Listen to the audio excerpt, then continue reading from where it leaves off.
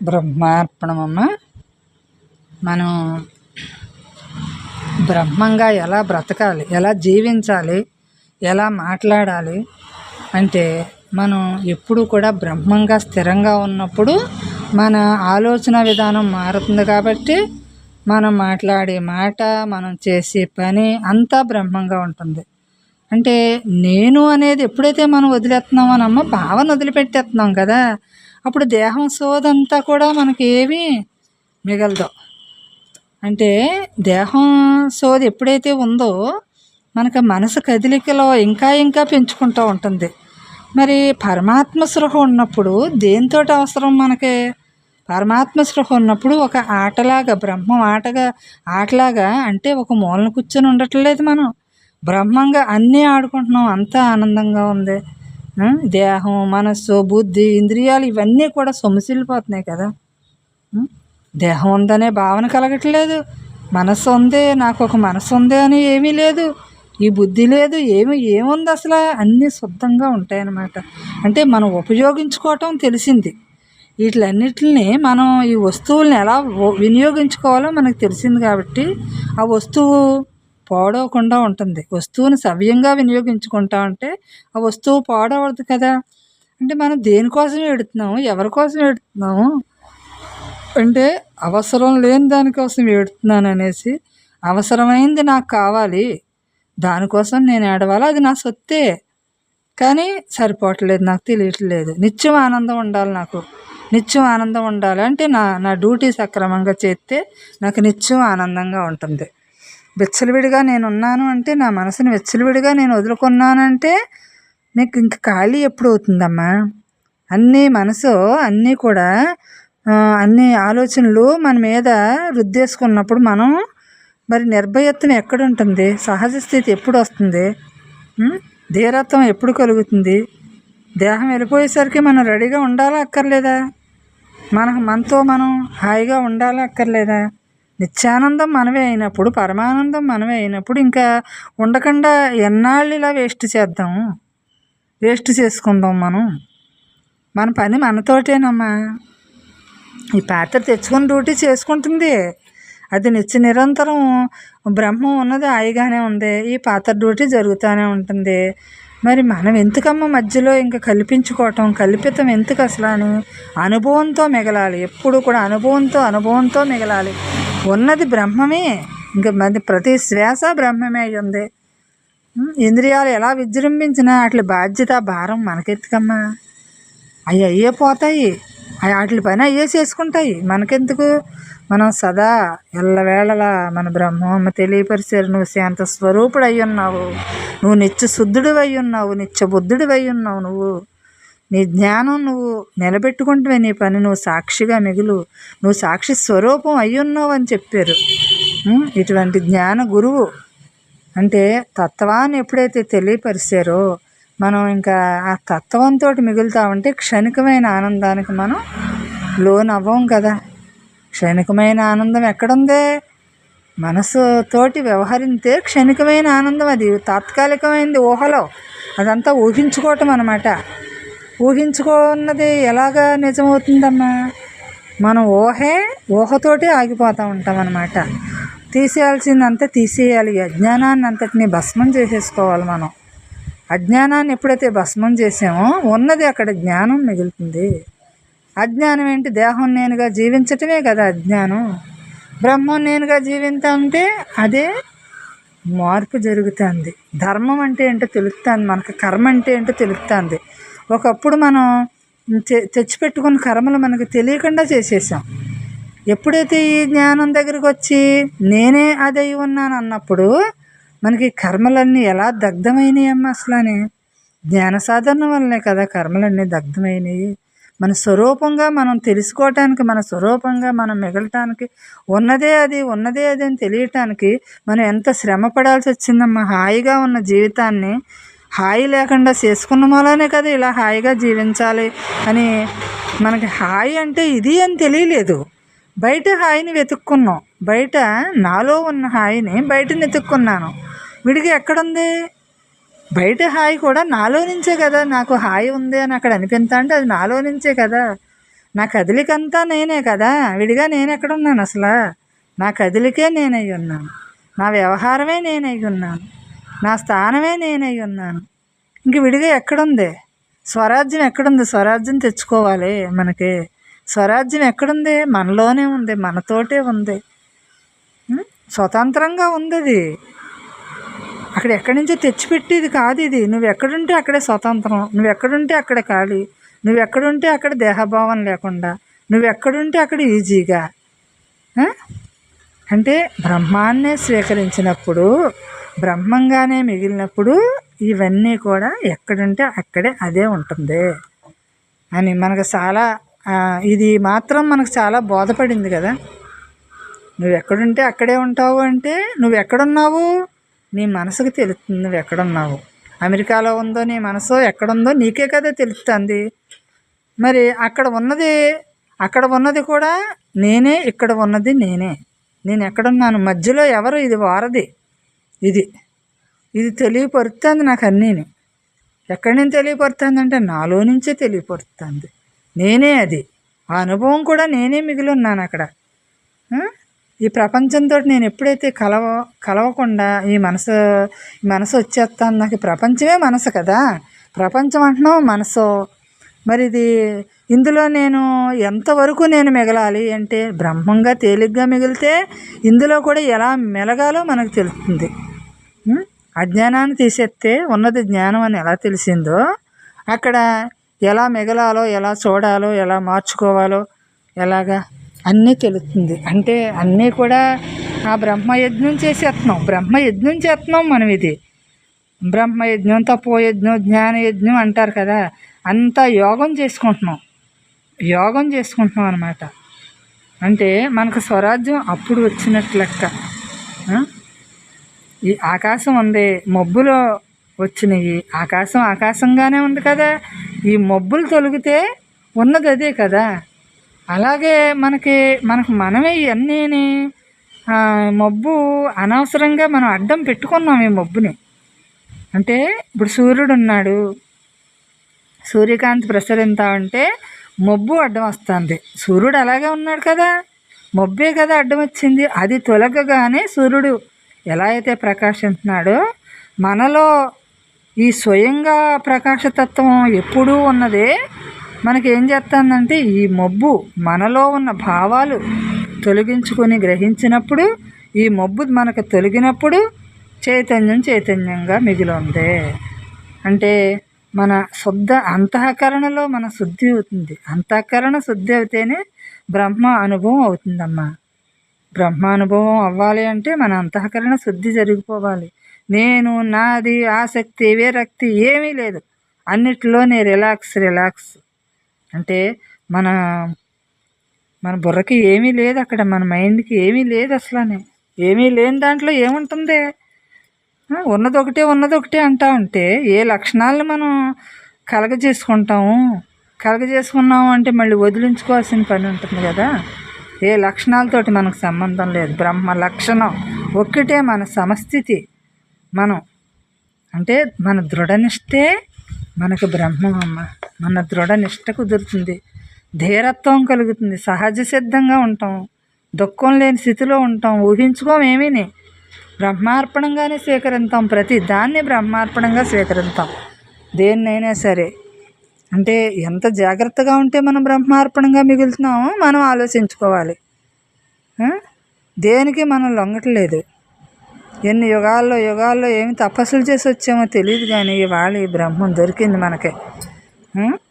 రూపంతో సంబంధం లేదు, నామంతో సంబంధం లేదు, గుణంతో సంబంధం లేదు, దేంతో సంబంధం పెట్టుకుంటున్నాం మనం అసలు? అంటే సాక్షిగా చూస్తున్నాం, ఏది ఎలా జరగనివ్వు సాక్షిగా నిలబడుతున్నాము. అంటే ఈ సాక్షిభూతుడికి సాక్షిగా నిలబడుతున్నామని తెలుస్తుంది కదమ్మా. ఈ సాక్షికే సాక్షిగా ఉన్నాడే, సాక్షిగా ఉన్నాను అనిపిస్తుందే, ఈ సాక్షికే సాక్షిగా ఉన్నాడు అంటే అక్కడ ఏముందమ్మా? అంతా ఆ ఖాళీ చైతన్యమే ఉంది. ఆ ఖాళీ చైతన్యం ఉంది, అదే ఒక శక్తి, అదే ఒక రూపనామాలు లేనిది, అదే అంతటా వ్యాపించి ఉంది, అన్నిట్లోని అంతటికీ ఆధారభూతుడై ఉంది.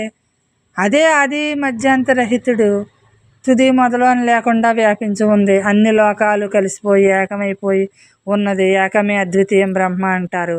అదే ఏకంగా ఉంది. మరి దేన్ని చూద్దాం మనం? ఏకంగా ఉన్న దాన్ని వదిలిపెట్టేసి దేన్ని మనం పట్టించుకుందాము? దేంతో మిగులుదాం అసలు? ఈ ఏకంగా ఉన్న దాంతో కదా మనం మిగలాలి.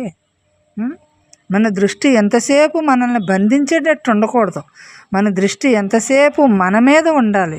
అంటే మన సాక్షి మీద మన దృష్టి ఉండాలి. సాక్షి చూసేది ఉందే, మనలో మౌనం ఉంది కదా, ఆ మౌనం మీదే మన దృష్టి ఎంతసేపు మన మీద అనమాట. మౌనం అంటే ఏంటి? లోపల కదలిక లేదు కదా, ఆ కదలిక లేని దాని మీద మన దృష్టి. అది కదిలిపోతూ ఉంటుంది. అది ఎక్కడి నుంచి కదులుతుంది? నాలోంచి కదులుతుంది. మరి నేనే అది అయి ఉన్నాను, నాకంటే విడిగా అది లేదు. అలాగా మనం ఇందులో కలిసిపోకుండా, ఈ కాలగర్భంలో కలిసిపోకుండా మనమే మిగలాలమ్మ. చివరికి మనమే ఉండాలి. మనం లేని చోటు లేదనేసి మనమే ఉండాలి. అంటే మనకి బ్రహ్మంగా చూడాలి, బ్రహ్మంగా మిగలాలి, బ్రహ్మంగా మాట్లాడాలి అన్నారు కదా. నాది నేనుని వదిలిపెట్టమన్నారు కదా. మరి మనం ఎలా వదలాలి? నాది నేను అంటే నన్ను నేను వదిలేయటం కాదు కదా. అక్కడ నా భావన అసలైన నేను మీద పెట్టుకోమన్నారు. అప్పుడు ఈ ధ్యాస నీకు తగ్గుతుంది. ఆ ధ్యాసగా బ్రహ్మధ్యాసగా నువ్వు మిగులుతావు. అప్పుడు అంటే నువ్వు ఎప్పుడూ కూడా స్వతంత్రుడు కదేంటే, నువ్వు సత్తువుతో సంఘం ఏర్పరచుకో. నువ్వు స్వతంత్రుడు కదా. అంటే బ్రహ్మం స్వతంత్రం కదా. మరి ప్రపంచాన్ని చూసి నువ్వు అవసరానికి నువ్వు దీన్ని వాడుకోవాలి, అంతేగాని ఇదే నిజమని మమేకం అవ్వద్దు కదా అని చెప్పారు కదా. అంటే ప్రపంచాన్ని ప్రపంచంగా చూడు, బ్రహ్మంగా చూడు. లేదు అంటే నిన్ను నువ్వు చూసుకో, ఎక్కడైనా నువ్వే ఉన్నావు అని చూసుకో. అంతేగాని ఈ ప్రపంచం మీద భావన పెట్టుకుని ఈ ప్రపంచం నిజం అని అనుకున్నావంటే నువ్వు అక్కడ మోసపోయినట్లు లెక్క. మోసం జరుగుతుంది. అంటే తెలియలేదు. తెలియకపోతే ఎవరి మాయలో మనం పడిపోతాం కదా. తెలిస్తే మాయలో పడం. నేనే ఉన్నది నేనే అంటాం తెలిస్తేనే. తెలియకపోతే మాయలో పడిపోతాం. ఇప్పుడు ఎక్కడికి వెళ్ళినా మనం దేన్ని చూస్తున్నాం అంటే తననే చూస్తున్నాం. మూలం ఉన్నది తానే. ఎవరిలో ఉన్న ఆ ఆకారం ఎవరో, ఆ మూలంలోంచి కదా ఆ ఆకారం వచ్చింది. మూలంలోంచే కదా అది మిగిలి ఉంది. మరి నేను దేన్ని చూడాలి? నా జన్మల నుంచి తెచ్చుకున్నదంతా కూడా ఇప్పుడు మూలాన్ని చూసుకుంటే ఇవన్నీ నాకు వదిలిపోతాయి. నా సంస్కారాలు, నా వాసన, నాకు అన్నీ వదిలిపోతాయి. మరి దేన్ని నాకు ఈ అరిషడ్ వర్గాలు అంటారు కదా, కామ క్రోధ లోభ మోహ మదమాశ్చర్యాలు, అవన్నీ ఊరికే వదిలించుకుంటామంటే వదులుతాయా? బ్రహ్మంగా మిగులుతూ ఉంటేనే అవి వదులుతూ ఉంటాయి. అవి వదిలి కొలిది మనం ఆనందాన్ని అనుభవిస్తున్నామని గ్రహించాలి. మనం అక్కడ అవన్నీ మనం ఏర్పరచుకుంటే ఆనందం ఇంకెప్పుడమ్మా మనకి? అవన్నీ శుద్ధమైనప్పుడే మిగులుతాము. శుద్ధంగా లేనప్పుడు మనం మిగలం. సాక్షిభూతిగా మనం మిగలాలి అంటే సర్వవ్యాపకం, అఖిలాండకోటి బ్రహ్మాండ నాయకుడు పరమాత్మే అయి ఉన్నాడు. అందరిలోని అంతటా ఉన్నది ఒక్కడే. మరి దాన్ని ఏ శాస్త్రాలు ఛేదింతాయి? ఏ ఉపనిషత్తులు దేనికోసం? దానికోసమే కదా ఇవన్నీ కూడాని. మరి ఇటువంటి గ్రంథాలన్నీ, ఉపనిషత్తులన్నీ ఎందుకు వచ్చినాయి అంటే ఈ గ్రంథాలు ఇవన్నీ కూడా మన బ్రహ్మమ్మ ఉపనిషత్తుగా మిగిల్చి మనల్ని సమీపంలో అంటే దాని సమీపంలో మనల్ని ఇలా నిలబెట్టారు. నిలుపుకున్నాం. మనం మిగులుతున్నాం. స్వరూప స్థితిలో మిగులుతున్నాం మనం. అంటే సహజమైపోయాక ఏముంటుందమ్మా? మీకు మిగలక ఏముంటుంది? సహజం అవటమే మిగలటం. దీంట్లో ఎవరికన్నా ఏమైనా సందేహం ఉంటుందా అంటే ఏ సందేహం లేదు. బ్రహ్మజ్ఞానులకి ఇంకా సందేహం ఏంటి? ఉన్నదే తానైనప్పుడు ఇంకా దేనికోసం సందేహం? అంటే కల్పననే నిజం కాదని పక్కన పెట్టాం. ఈ కల్పన ఇదంతా కళ నిజం ఎలాగవుతుందమ్మా? యథార్థం ఎలాగవుతుంది? కళ యథార్థమే యథార్థంగా ఉంది. అలాగా యథార్థంగానే భావించుకుని ఉపనిషత్తుల సారం అంతా కూడా నేను బ్రహ్మం అయ్యున్నాను, నా లక్ష్యం బ్రహ్మం, నా మూలం బ్రహ్మం, నా గమ్యం బ్రహ్మం అని అలా మిగలటమే. అంటే దేహభావన ఇక్కడ వదలటమే బ్రహ్మభావన ఆటోమేటిక్గా అందుకుంటాం. ఉన్నది అక్కడ అదే కదా, భావనే కదా వదిలిపెట్టమన్నారు. మనల్ని ఏమి కష్టపడమనలేదు కదమ్మా. అంటే ఇది అడ్డం లేదు ఎవరికి, మనం చేసుకునే పని ఎవరికి అడ్డం? భావన వదిలిపెట్టమన్నారు కానీ బ్రహ్మంగా మిగలమన్నారు, కానీ భావన వదిలిపెట్టమన్నారు కానీ దేహాన్ని వదిలిపెట్టడం కాదు కదమ్మా. మనం అంటే దేహం నేను కాదు అని తెలుసుకోమన్నారు. ఇదే నువ్వు అనుకుని భావించుకుంటున్నావు, ఇదే నువ్వు అనుకుని తిరుగుతున్నావు. అంటే దేహం నేనుకి మనసు ఉంది, మనసు లేకపోతే ఇది ఎలా కదులుతుంది? మరి అందుకని దీనికి ఇది అమిర్చేడు బ్రహ్మం. మరి ఇదే నేను అనుకుని జీవింతావు అంటే నువ్వు పాడైపోతావు, నువ్వు బ్రహ్మంగా ఇంకెప్పుడు మిగులుతావు? అనేక జన్మల నుంచి నువ్వు దేహం నేను అనుకుని జీవించి దేహభావన పెట్టుకున్నావు. ఇంకా ఇంకా ఎన్నాళ్ళు ఈ జీవితాన్ని నువ్వు ఇలా జీవింతావు? ఇప్పటికైనా నీ భావన మార్చుకో. భావన మార్చుకున్నావు అంటే భావనకు అతీతం అయినవాడు, రహితమైనవాడు, ఉన్నది పరమాత్మని తెలుసుకోగలుగుతావు, పరమాత్మగా మిగలగలుగుతావు. కాబట్టి అప్పుడు నీకు జన్మలేని స్థితి నీకు మిగులుతుంది. అంటే జీవభావన వదులు అంతే. నువ్వు అంటే ఈ లక్షణాలని నువ్వు అలవాటు చేసుకో, బ్రహ్మ లక్షణాలని. నీ దృష్టిని నువ్వు నీ వైపుకు ఉండాలి, నీ దృష్టి నీ వైపు ఉండాలి. నువ్వంటే యథార్థం, అది ఎప్పుడూ ఉంది, అది ఎప్పుడూ ఉన్నదాని మీద నీ దృష్టి ఉండాలి అని చెప్పారు. అంతేగాని నువ్వు అరిషడ్ వర్గాలను జయించు, నువ్వు గుణాలను జయించు అని చెప్పలేదు మనకి. గుణాలని మనం ఎలా సవరింతాయమ్మా? ఎలా సవరించగలుగుతాం మనం గుణాలని? బ్రహ్మంగా నిలబడితే అక్కడ గుణాన్ని చూడకుండా బ్రహ్మాన్ని చూస్తూ ఉంటుంది. ఎవరిని చూసినా బ్రహ్మాన్ని చూస్తుంది. ఈ గుణం అప్పుడు విజృంభించదు, గుణం విజృంభించదు. అంటే గుణం ఎప్పుడూ కూడా, వ్యక్తిని ఎప్పుడూ కూడా మనం దూషించకూడదమ్మా. గుణం, ఆ గుణం నాకొద్దు అంతే. ఏ గుణం నేను చూడొద్దు, నాకెందుకు గుణాలతోటి పని? నేను వచ్చిన పని గుణాలను చూడటం, ఈ రూపాలను చూడటం, ఈ నామాలను చూడటం కాదు కదా నేను వచ్చిన పని. నన్ను నేను చూసుకోవడానికి వచ్చాను, నన్ను నేను తెలుసుకోవడానికి వచ్చాను, నన్ను నేను గ్రహించడానికి వచ్చాను. నా ఫలితం నేనే పొందుతున్నానంటే నేను సాక్షిగా మిగలటమే నా ఫలితం. అక్కడ నిర్వికారంగా ఉన్నాడు, ఆనందమయుడిగా ఉన్నాడు. అటువంటి స్వరూపాన్ని దర్శించటం కోసం, మిగలటం కోసం, వాడే ఆది మధ్యాంతరహితుడని తెలుసుకోవటం కోసం నేను వచ్చిన పని, నా పని అది అసలని. అంటే మన బుద్ధిని ఎలా మార్చుకో, నీ బుద్ధి బుగ్గులవ్వా అంటారు కదా. అంటే మన బుద్ధి కరెక్ట్గా నిర్ణయించాలి, మన పనిని నిర్ణయించుకోవాలి. మన బుద్ధి నిర్ణయిస్తుంది కదా ప్రతి పనిని. బుద్ధికి బుద్ధి చెప్పుకోవాలి. మనం బుద్ధిని ఏం చెప్పుకోవాలి? నువ్వు ఇలా బ్రహ్మంగా పడుండమ్మా, బ్రహ్మంగా పడుండాలి, ఉండకపోతే ఎలాగా నా పని, నేను వచ్చిన పని ఎలా జరుగుతుంది? నా బుద్ధిని నేను సక్రమంగా నడుపుకోకపోతే నేను ఎలాగ మిగులుతాను బ్రహ్మంగాని? నేను జన్మలేని పని ఇంకెప్పుడు చేసుకుంటాను నేను? అలా నేను మిగలాలని దానికి చెప్పుకుంటే ఆ బుద్ధి నిర్ణయాలు బాగా ఉంటాయన్నమాట, కరెక్ట్గా ఉంటాయి. నేను బ్రహ్మాన్ని వదిలిపెట్టకూడదు, ఇంకెప్పటికైనా నేను బ్రహ్మంగానే మిగలాలి కదా. అదేదో ఇప్పుడే నేను బ్రహ్మంగా మిగులుదాము. నాలోనే గురువు ఉన్నాడు కదా, ఆ గురువు నాకు ఆ గైడెన్స్ ఇచ్చి నన్ను నడిపిస్తున్నాడు కదా. నాలో గురువు అంటే బాహ్యంగా మనకి దారి చూపించారు, అది బ్రహ్మం అని మనం దేహంగా చూడట్లేదు. అమ్మని మనం బ్రహ్మంగా చూస్తున్నాం కాబట్టి మనకి ఇవాళ ఇలా అందింది.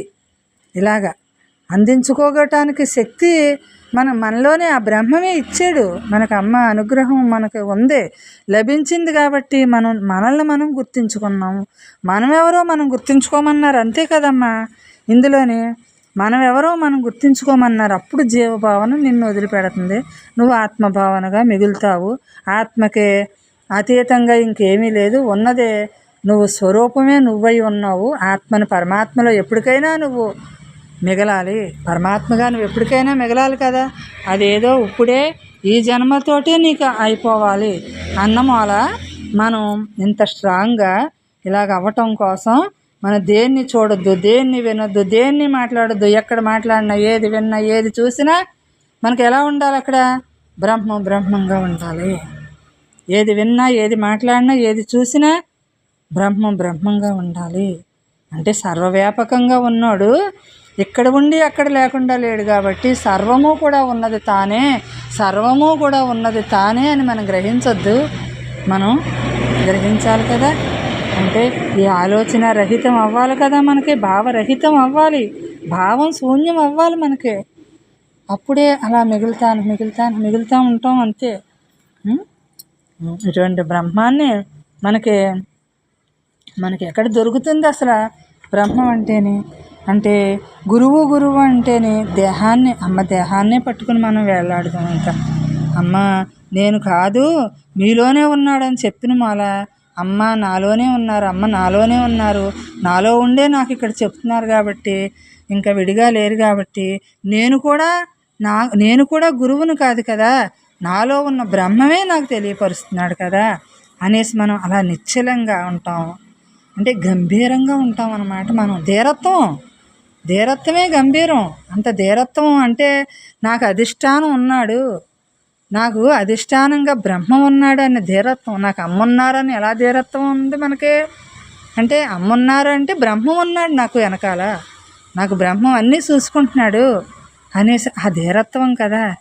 ఆ గంభీరమే మన కళ్ళల్లో, ఆ గంభీరమే మనకు కనిపించాలి మన దృష్టిలోని. ఇలాంటి మరి విలువైన జీవితాన్ని మనం ఎలా వాడుకోవాలో అలా వాడుకుంటున్నాం. ఇటువంటి విలువైన జీవితాన్ని కదిలేదాన్ని కదలని దాన్ని బ్రహ్మం చేసుకుంటున్నాం. ఇంకేంటి మనకి? ఇంకా కదిలేది కదలంది తానే అంటున్నాము. ఎలా మసులుకోవాలో తెలిసింది కదా, మూలంగా ఎలా మసులుకోవాలో తెలిసింది. చెట్టు ఉంది, మూలాన్ని చూస్తున్నాం. దేహం ఉంది, మూలాన్ని చూస్తున్నాం, మూలాన్ని గ్రహిస్తున్నాం, మూలంగానే మిగులుతున్నాం.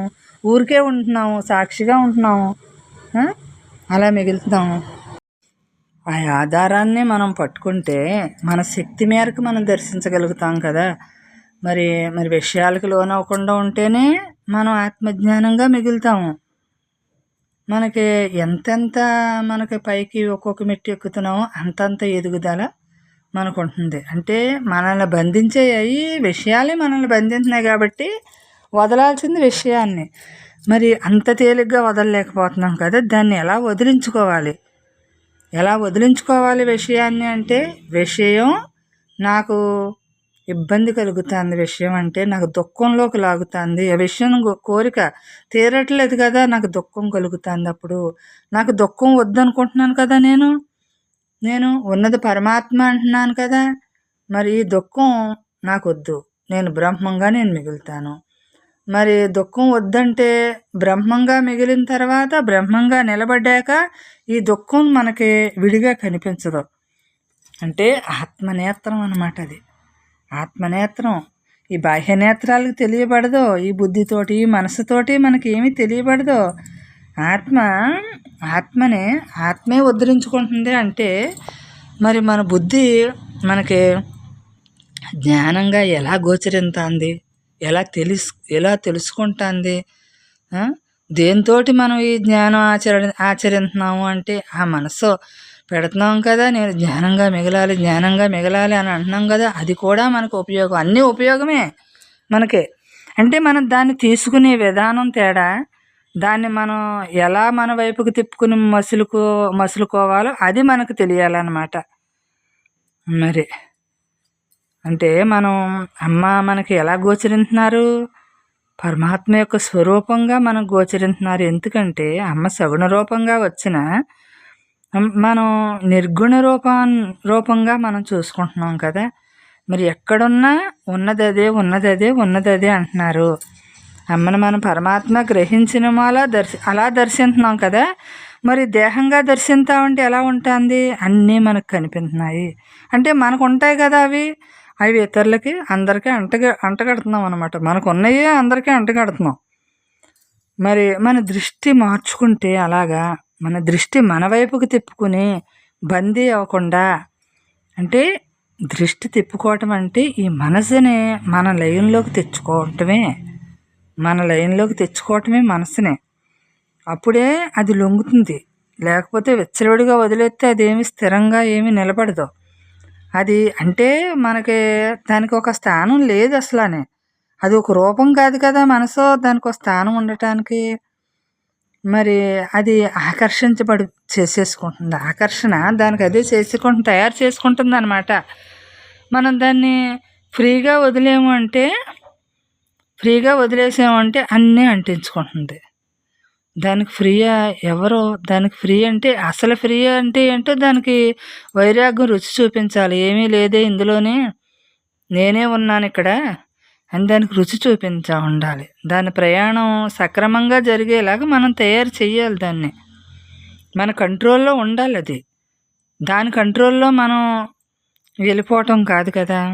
మంచి చెబుతుంది, ఇక్కడ చెడు చెబుతుంది, రెండూ చెబుతుంది. రెండిటినే మనం బ్రహ్మం చేసుకోవాలన్నమాట. ఇక్కడ మంచిని, ఇక్కడ చెడుని. అంటే అక్కడ మనకి ఎలా నిర్ణయం తీసుకోవాలో తెలియదు. అక్కడ మంచి చెడు రెండూని ఎలా నిర్ణయం తీసుకోవాలో తెలియదు. ఓహో, ఈ మనసు ఈ ఆలోచన సముదాయం కదా, ఇది ఎక్కడి నుంచి పుట్టుకొస్తుందంటే నాలో నుంచి పుట్టుకొచ్చింది, నాకు వివరంగా చెప్తాంది కదా. ఇక్కడ మంచి చెబుతుంది, ఇక్కడ చెడు చెబుతుంది. రెండూ కూడా బ్రహ్మార్పణం చేసుకుంటే అక్కడ అసలైన స్థితి ఏంటో మనకు తెలియబడుతుంది. అంటే మన మనోనేత్రమే మనకి ఒక గొప్ప ధనం అన్నమాట. మన మనోనేత్రం అంటే ఈ మనసుని మనం ఎంత అందంగా తీర్చిదిద్దుకోవచ్చు. మనం ఈ మనసుని మన వైపుకి తిప్పుకోవచ్చు. దానికి ఏది రుచి చూపించాలో అది రుచి చూపించినప్పుడు ఆ రుచిని పట్టుకుని ఇంక వదలదు కదా, ఎప్పుడూ అదే కోరుకుంటుంది. మనకు మామూలుగా ఈ తిండి వ్యవహారంలో ఏది రుచి అయినా సరే అది బోరు కొట్టేస్తుంది. మరి బ్రహ్మం అలా కాదు. బ్రహ్మాన్ని ఒక్కసారి రుచి చూపించాము అంటే అలా పడి ఉంటుంది బ్రహ్మంగా. ఎందుకంటే ఇది యథార్థం అని గ్రహించింది కాబట్టి.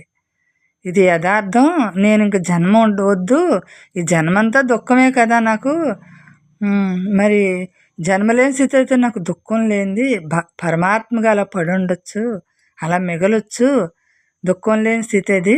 ఇప్పుడు మనకి దుఃఖం కలగట్లేదు కదా, అసలని ఎందుకు కలగట్లేదు ఆ దుఃఖం? మనం అలా తయారు చేసుకున్నాం ఈ బొమ్మని, అలా తయారుగా మిగిలేము. అంటే మనసు కదలికలను అలా తగ్గించుకుని అలా మిగిలేమన్నమాట. ఏదైనా దానికి బ్రహ్మాన్ని రుచి చూపించేసాం.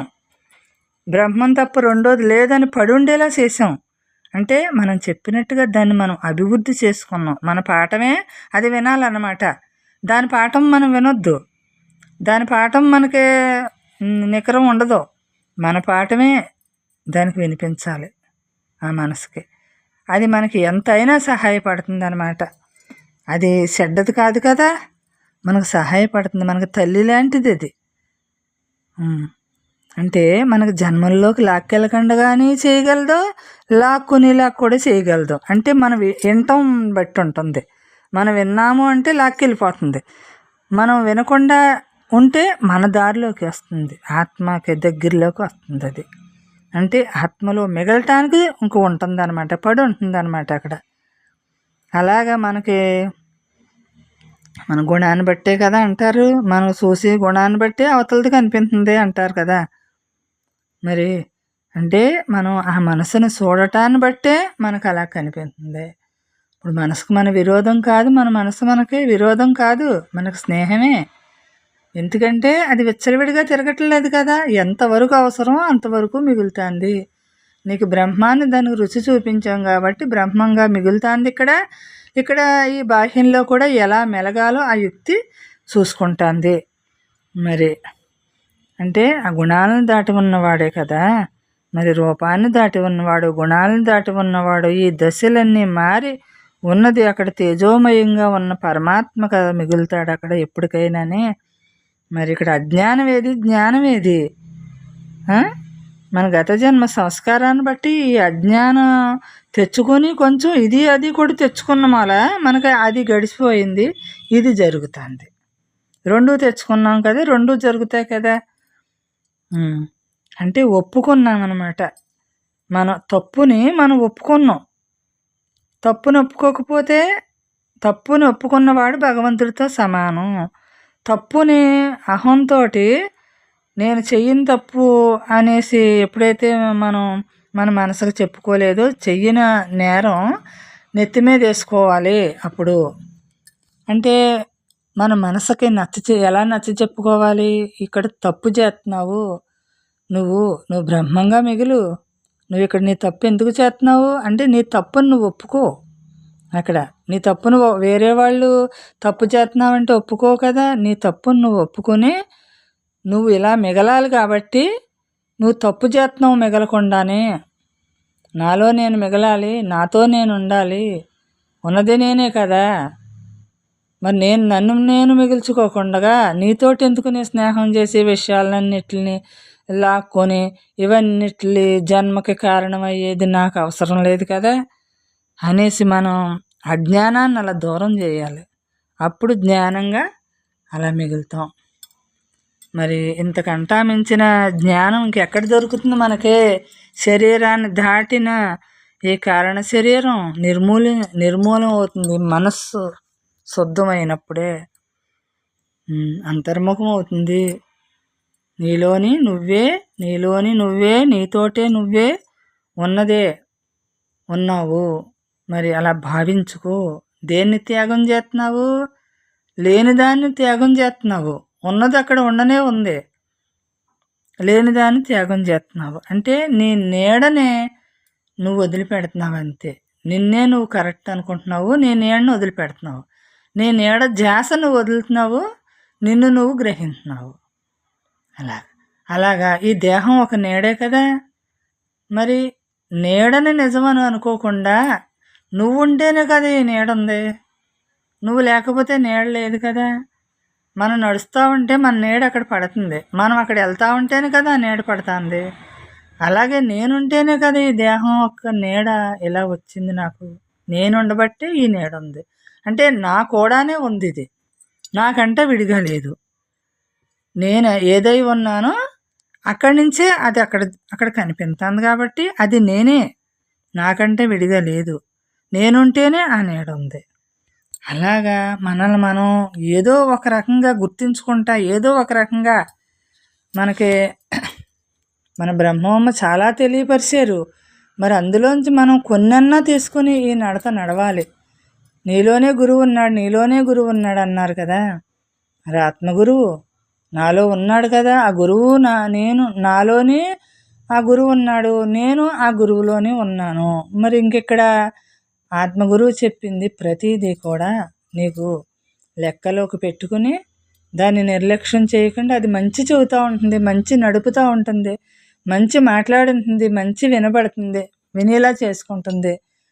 కానీ మనం ఈ చెడుకు వెళ్ళకూడదు, ఉన్నదంతా మంచిగానే చేసుకోవాలి. మన నిజస్థితికి మనం నిజస్థితిగా మిగలాలి అంటే మన నిజస్థితి ఏంటో గుర్తించాలి.